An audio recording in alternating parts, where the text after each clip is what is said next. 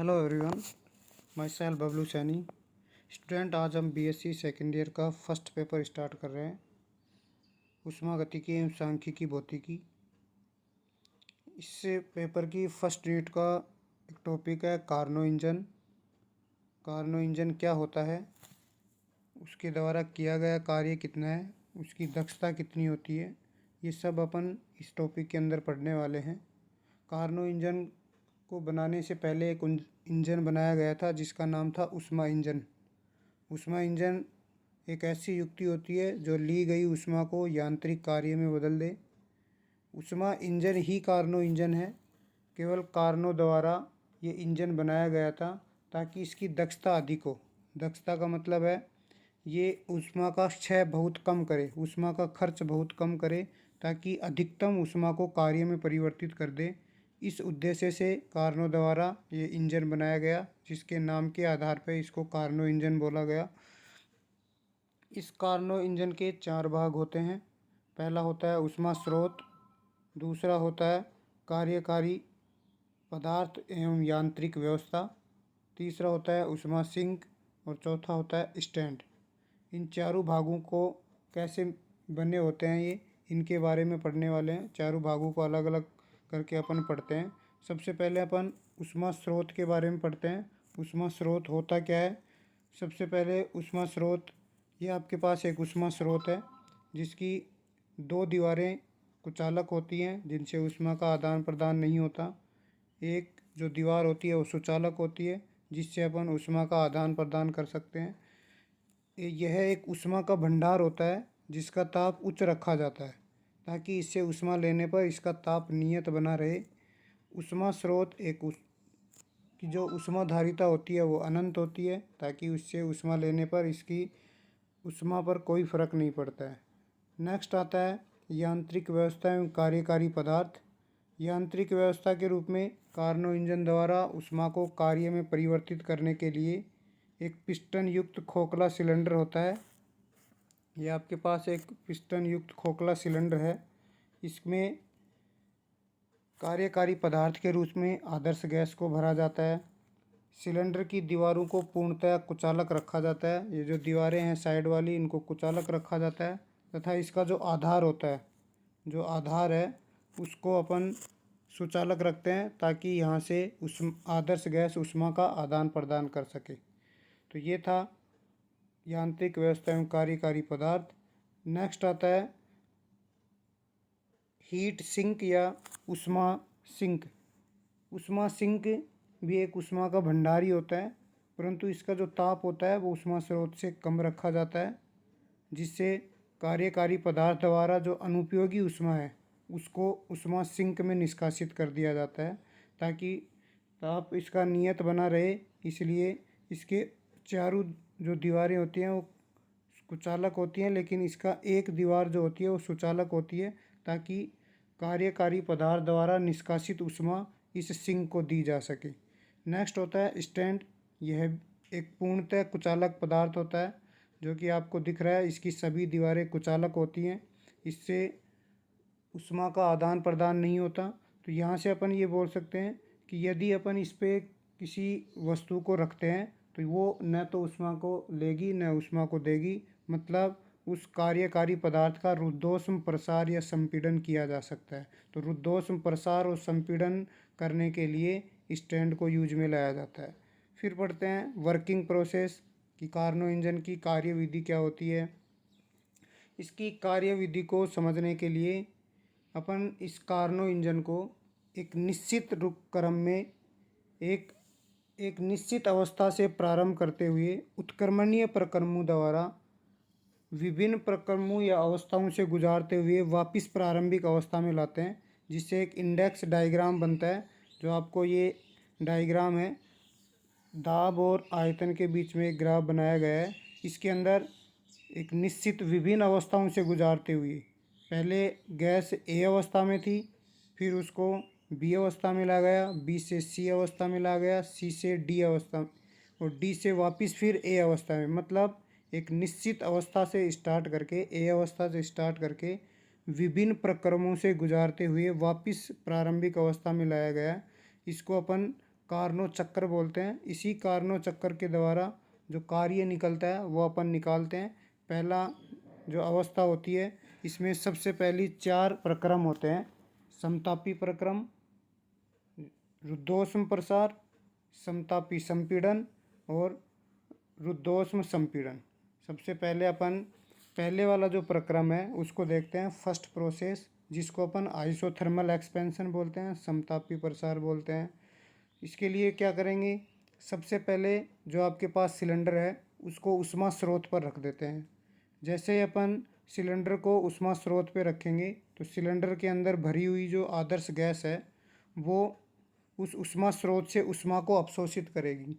जब उष्मा को अवशोषित करेगी तो उस जो पहले मान लेते हैं जो गैस है वो ए अवस्था में है, तो जैसे उष्मा को अवशोषित करेगी तो ए से बी अवस्था में परिवर्तित हो जाती है। और गैस का ताप क्या हो जाता, नियत रहता है, इसलिए गैस का क्या हो जाता है, प्रसार हो जाता है। नियत ताप पे रखे हुए उस गैस का प्रसार कराया जाता है, इसलिए उसको समतापी प्रसार बोला जाता है। तो जो पहला जो प्रोसेस था वो आइसोथर्मल या समतापी प्रसार है।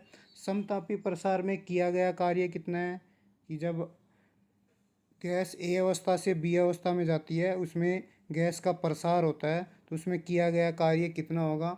इसके लिए ऊष्मागतिकी में जो किया गया कार्य होता है वो होता है पी डी वी।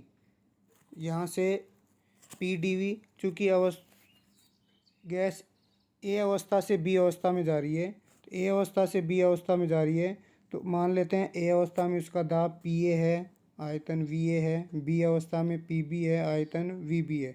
तो जो आयतन है ए से बी में जाएगी तो वी ए से कहाँ तक चेंज होगा, वी बी तक, तो उसका इंटीग्रेशन कर देंगे वी ए से वी बी तक। इसके बाद में आदर्श गैस समीकरण से अपन जानते हैं पी वी बराबर क्या होता है, आर टी होता है। पी वी बराबर आर टी से पी का मान निकाल लेंगे, क्योंकि जो आपके पास किया गया कार्य है वो आयतन के सापेक्ष समाकलन हो रहा है, तो अपन पी को आयतन के रूप में कन्वर्ट करेंगे, उसके बाद में इसका इंटीग्रेशन करेंगे। तो यहाँ से आदर्श गैस समीकरण से P बराबर आर टी अपॉन वी, इसका मान ऊपर वाली इक्वेशन में रख दो तो आपके पास हो जाएगा R और T। चूँकि ए से बी अवस्था में जा रहा है, ये मान के चलते हैं कि जो उष्मा स्रोत है उसका ताप कितना रखा है T1, तो ताप तो कितना हो जाएगा T1, और आपके पास डी वी अपॉन वी का इंटीग्रेशन कर देंगे वी ए से वी बी तक। क्योंकि 1/v का जो इंटीग्रेशन होता है वो आपके पास ln v हो जाएगा, limit lower limit V A upper limit V B. तो जब इसको सोल्व करेंगे तो आपके पास आ जाएगा RT1 ln V B upon में वी ए। ln को लॉग में बदलते हैं तो 2.303 से मल्टीप्लाई करते हैं, इसको मैंने लॉग में बदल दिया, ये आपके पास नेक्स्ट इक्वेशन आ गई। मतलब समतापी प्रसार में अब गैस अवस्था ए से बी अवस्था में जाती है तो उसके द्वारा किया गया कार्य जो होता है वो कितना आ जाएगा, ये जो आपके पास इक्वेशन सी दिख रही है इसके अकॉर्डिंग W1 आ जाएगा। नेक्स्ट आपके पास नेक्स्ट प्रोसेस है सेकंड प्रोसेस, एडियाबैटिक एक्सपेंशन। इसके लिए क्या करेंगे, अब जो सिलेंडर स्रोत पे रखा था उसको स्रोत से हटा लेते हैं और स्रोत से हटाकर उसको कुचालक स्टैंड पे रख देते हैं। जैसे ही कुचालक स्टैंड पे रखेंगे तो कुचालक स्टैंड पे रखने के बाद न तो ऊष्मा का आदान प्रदान होगा, चूँकि टेम्परेचर गैस का पहले से ही बढ़ा हुआ है, स्रोत पे रख के लाए हैं तो उसका टेम्परेचर बढ़ा हुआ है, इसलिए उसका गैस का प्रसार होगा, लेकिन बाहर से ऊष्मा नहीं ले रहा है, तो उसको अपन बोल देंगे रुद्धोष्म प्रसार।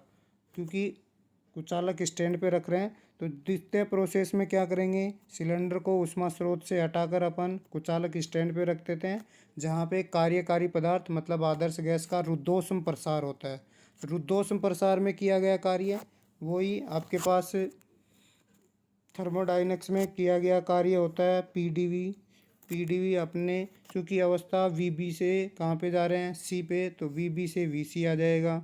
अब चूँकि एडियाबैटिक स्टैटिक इक्वेशन जो आपके पास होती है, स्टेट इक्वेशन जो होती है, वहाँ पे अपने पास समतापी प्रसार था तो आदर्श गैस समीकरण काम में ले ली। यहाँ पे रुद्धोष्म प्रसार है तो रुद्धोष्म अवस्था समीकरण काम में लेंगे। रुद्धोष्म अवस्था समीकरण क्या होती है, पी वी गामा बराबर के, वही काम करना है, पी का मान निकालना है और इससे ऊपर वाली इक्वेशन में रख देना है। तो यहाँ पे आपके पास के अपॉन वी की पावर गामा आ जाएगा। के कांस्टेंट है, कांस्टेंट को बाहर ले लिया। गामा का जब समाकलन करेंगे तो समाकलन में एक पावर जुड़ जाती है। यह आपके पास समाकलन हो गया। समाकलन में अपर और लोअर लिमिट रखने के बाद जो रिजल्ट आ रहा है उस रिजल्ट को अपन W2 नाम दे देंगे। इसका मतलब रुद्धोष्म प्रसार में किया गया कार्य आपके पास इस इक्वेशन के अकॉर्डिंग आ जाएगा। इसके बाद में इसमें कुछ और चेंजेज करने हैं। जैसे आपके पास बी और सी बिंदु पर, ये जो बी और सी बिंदु है वो आपके पास क्या कहलाएगा, एडियाबैटिक कर्व कहलाएगा, रुद्धोष्म वक्र कहलाएगा। क्योंकि बी और सी रुद्धोष्म वक्र पे स्थित है, इसलिए बी पर भी रुद्धोष्म समीकरण लागू होगी और सी पे भी रुद्धोष्म समीकरण लागू होगी। तो बी और सी के लिए मैंने रुद्धोष्म अवस्था समीकरण लिख दी। रुद्धोष्म अवस्था समीकरण लिखने के बाद ये आपके पास इक्वेशन एफ आ गई। इक्वेशन एफ के अंदर यहाँ से के का मान, ऊपर वाली इक्वेशन जो है उसमें वी सी और वी बी, ये जो वैल्यू दिख रही है के, इसमें भी के आ रहा है, यहाँ पे भी और यहाँ पे भी के आ रहा है। यहाँ से जो वी सी वाला पॉइंट है वहाँ पे वी सी वाली वैल्यू रख देंगे, जो वी बी वाला पॉइंट है वहाँ पे वी बी की वैल्यू रख देंगे। तो यहाँ से के का मान रख दिया ऊपर वाली इक्वेशन में, पी सी वी सी की पावर गामा, ये पहले से है V C minus gamma plus one, और वी बी वाले की जगह वी बी वाला रख दिया। इसके बाद में यदि अपन इसको सोल्व करते हैं तो ये एक वी सी की पावर गामा है, दूसरा V C minus gamma plus one है। तो जो पावर होती हैं वो जुड़ जाती हैं, तो गामा से माइनस गामा कैंसिल हो जाएगा। तो आपके पास ऊपर बच जाएगा P C V C minus P B V B. और फिर अपने को पता है जो बी बिंदु है वो समतापी प्रसार पे स्थित है और सी बिंदु भी समतापी पे, मतलब जो सी डी वाला वक्र है उस पे स्थित है। तो वहाँ पे अपन आदर्श गैस समीकरण लगा सकते हैं बी बिंदु के लिए। तो बी बिंदु पे टेम्परेचर कितना है, T1, तो पी वी बराबर आर टी, तो टी की जगह T1 आ जाएगा। जो आपके पास सी बिंदु है उस पर टेम्परेचर T2 दे रखा है, तो पी सी वी सी बराबर RT2 आ जाएगा। तो यदि अपन पी सी वी सी का मान रख दो ऊपर वाली इक्वेशन में, पी बी वी बी का मान रख दो, तो W2 का मान क्या आ जाएगा, RT2 RT1 upon one minus gamma. इसको सोल्व करने के बाद आपके पास W2 का मान आएगा। इसमें आपके पास समतापी प्रसार हो रहा है, रुद्धोष्म प्रसार हो रहा है। रुद्धोष्म प्रसार में किया गया कार्य आपके पास आ जाएगा R into T2 minus T1 upon one minus gamma. Next process थी आपके पास, इस बार ए से बी में समतापी प्रसार हुआ, बी से सी में रुद्धोष्म प्रसार हुआ।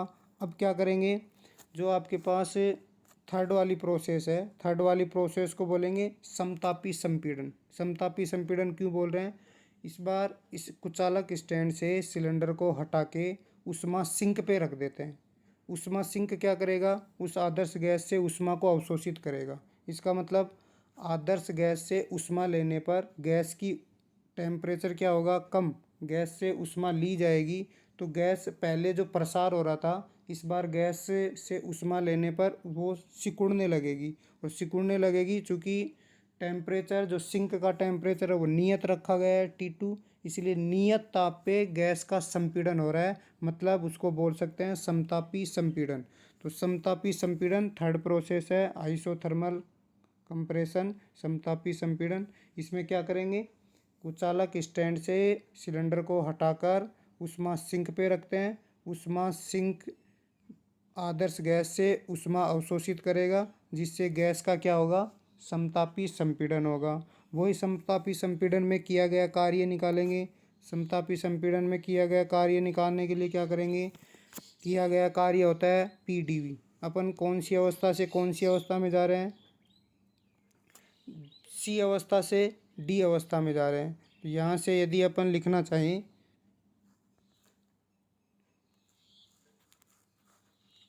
VC से VD PdV, क्योंकि समतापी वाला वक्र है, समतापी वक्र के लिए आदर्श गैस समीकरण लेते हैं। आदर्श गैस समीकरण PV बराबर RT। इसमें अपन देखें तो यहाँ से P का मान निकाल लो, क्योंकि टेम्परेचर इस बार इस वक्र पे T2 है, तो टेम्परेचर T2 आ जाएगा। इस P का मान रख दो, P का मान रखने के बाद समाकलन कर दो। समाकलन करेंगे तो आपके पास जैसा समतापी प्रसार में आया था वैसा ही रिजल्ट आपको समतापी संपीड़न में मिलेगा। केवल वहाँ पे स्टेट चेंज हो जाएंगी, वहाँ पे ए और बी पॉइंट था, यहाँ पे सी और डी पॉइंट है। वही एल एन को अपन किस में बदल देंगे, लॉग में बदल देंगे।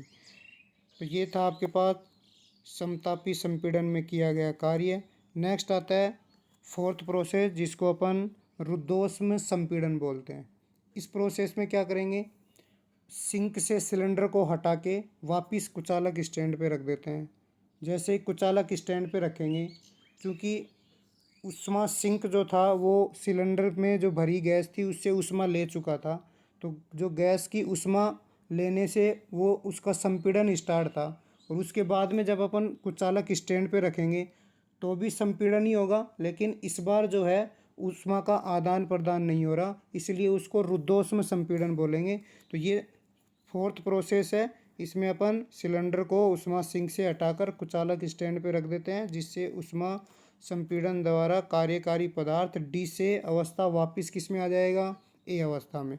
क्योंकि अपन ने पहले ही पढ़ा था, एक निश्चित अवस्था से प्रारंभ करके विभिन्न प्रक्रमों से गुजारते हुए वापिस उसी अवस्था में लाया जाता है, जिसको कार्नो चक्कर बोला जाता है। वापिस अवस्था ए में आ जाएगा। तो किया गया कार्य वही पी डी वी, अवस्था डी से वी तक जा रहा है तो वी डी से वी ए आ जाएगा। वही आदर्श गैस समीकरण, आदर्श गैस समीकरण में इस बार रुद्धोष्म अवस्था समीकरण काम में आ जाएगी। पी वी की पावर गामा बराबर के, यहाँ से पी का मान निकाल लेंगे।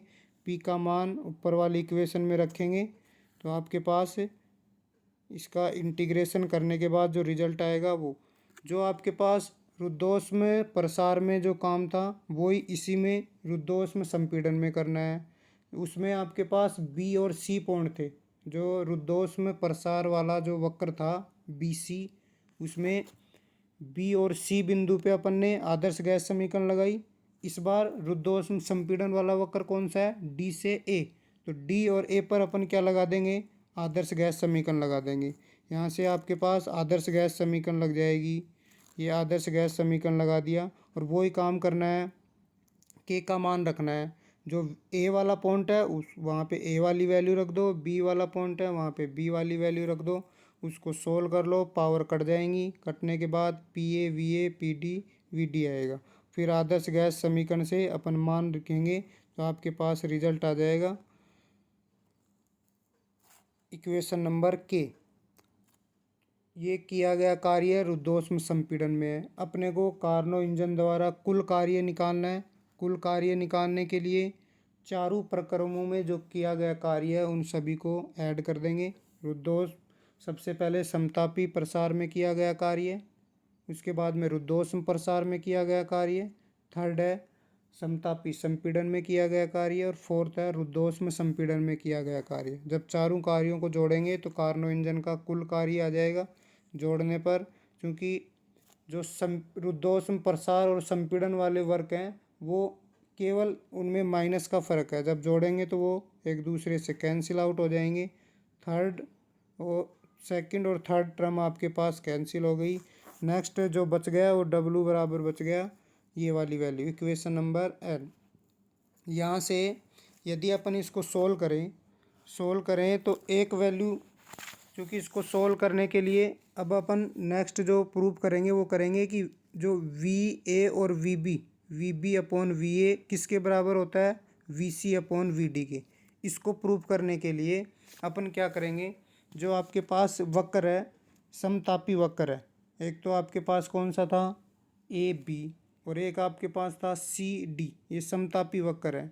और जो रुद्धोष्म वक्र है बी सी और डी ए, बी सी और डी ए इन सभी वक्रों को काम में लेंगे।